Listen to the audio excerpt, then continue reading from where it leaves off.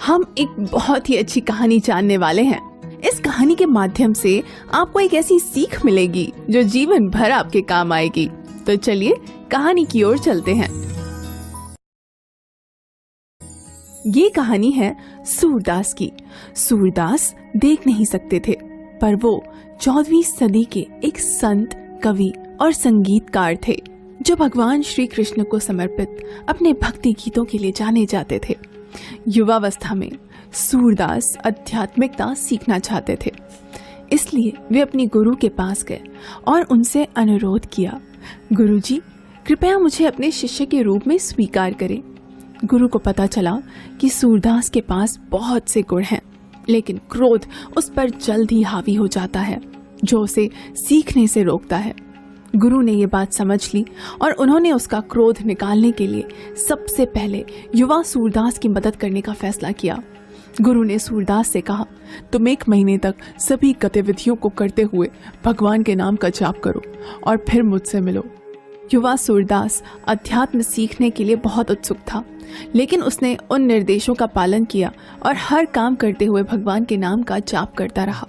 इस तरह 1 महीना बीत गया और उसके अगले दिन वो अपने गुरु से मिलने निकला।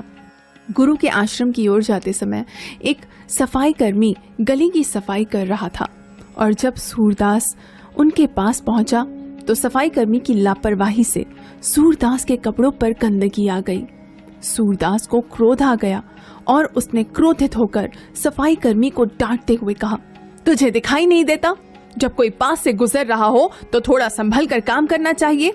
आज तेरी वजह से मेरे वस्त्र मैले हो गए और मेरा वक्त भी बर्बाद हो गया। ये कहकर सूरदास घर वापस चले गया और कपड़े बदलकर फिर से अपने गुरु से मिलने चल पड़ा। जब वो अपने गुरु से मिला तो गुरु ने उससे कहा, सूरदास, तुम अभी शिक्षा के लिए तैयार नहीं हो।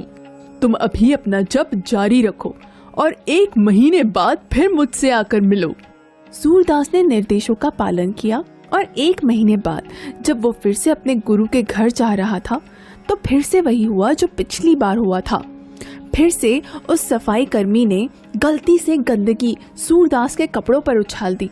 इस बार सूरदास का क्रोध 7वें आसमान पर था और क्रोध में इस बार भी उसने उस सफाई कर्मी को खूब डांटा।